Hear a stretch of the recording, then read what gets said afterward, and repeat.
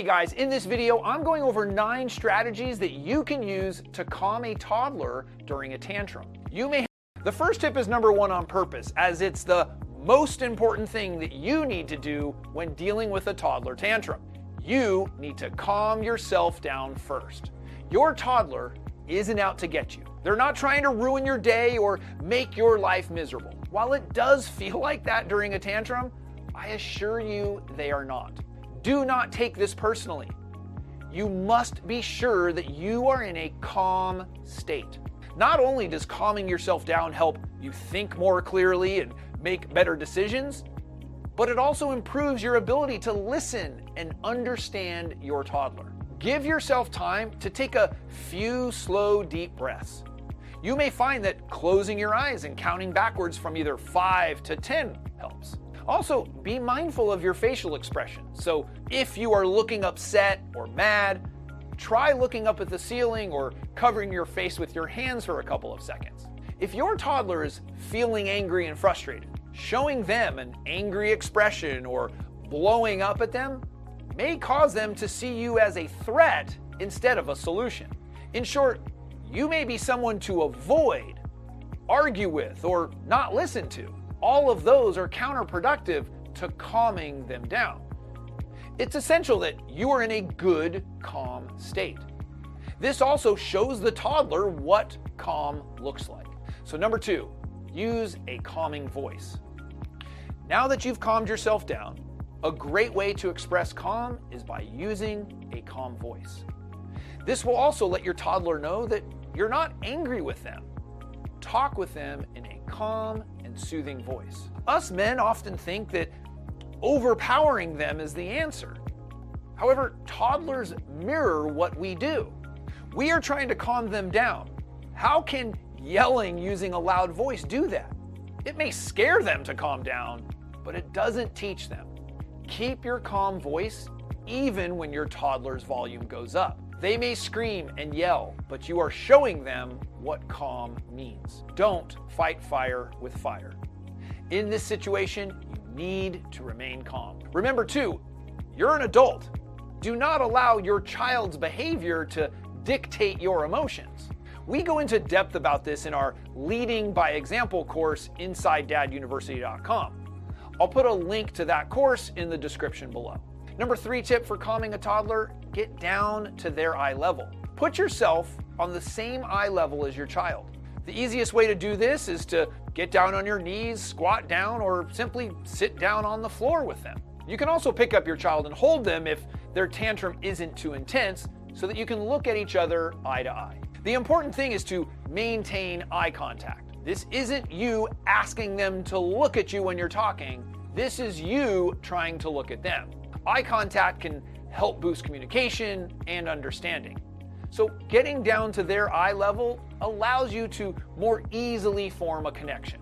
It helps show your child through your actions that you're listening, that you're on their side. Even if your toddler doesn't have a full grasp of what they may be feeling, their brains can already start to recognize different things as threats. So standing over your small child and basically looming over them with a big frown, your arms crossed or your finger out, it's a surefire way for them to see you as threatening. If you're a threat, they will be less likely to listen to you and calm down. Instead, they might fight you even harder. Number 4, validate their feelings.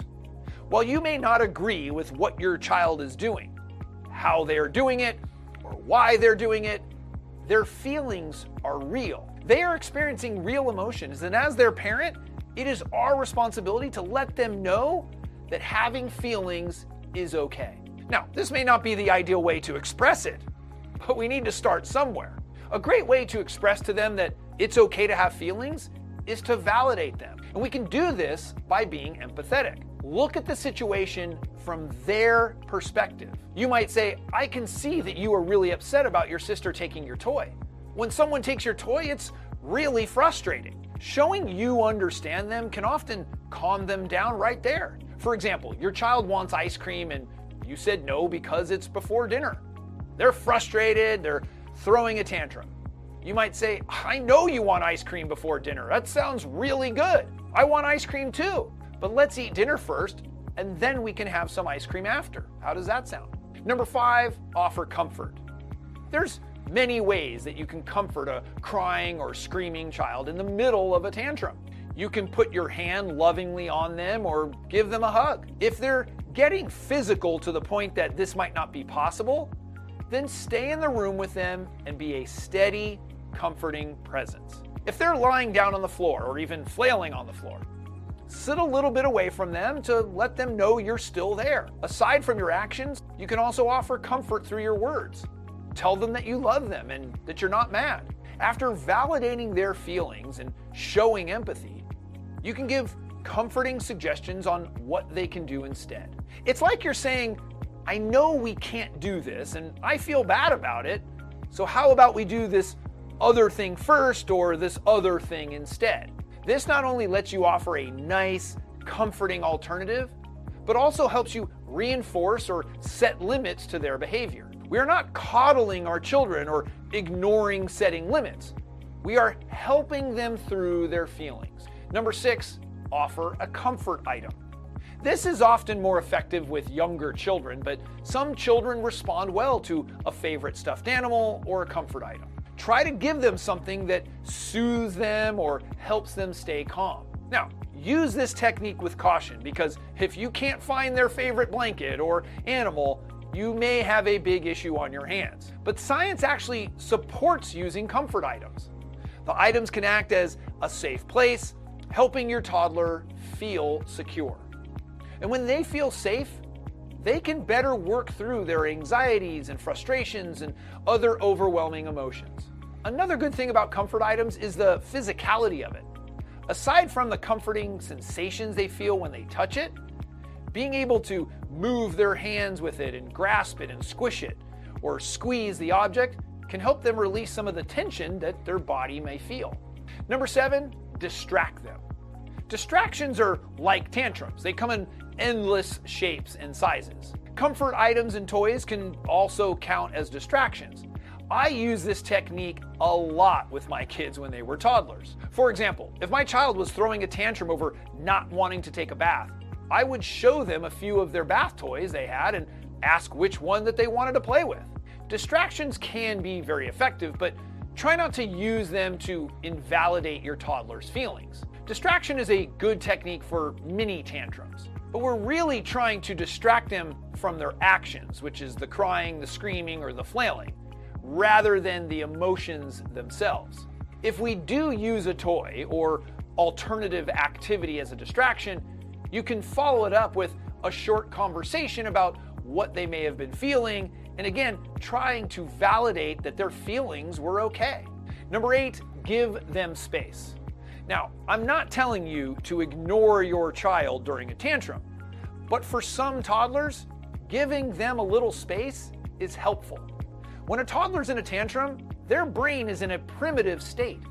They don't respond well to threats, reason, or even logic. Sometimes trying to comfort them might be counterproductive. They can feel smothered or constricted instead of feeling comforted. In these situations, give your child some space and let them try and work through their emotions a little more. Now, this may prove to be more effective with older toddlers than younger ones. Make sure they're in a safe place and you can sit down a few feet away from them. Face them so that they know that you're still watching and you're just waiting for them to calm down. This puts you at eye level with them, so it's making it easier for them to come to you on their terms. I know that toddler tantrums can be really frustrating. Of course, it's ideal to try and avoid the tantrums from happening in the first place. And we've got a few other videos on tantrums that you might be interested in. I'll link a couple in the description. But I would love to hear from you. Do you have any special tips or techniques that you use that work with your toddler's tantrum?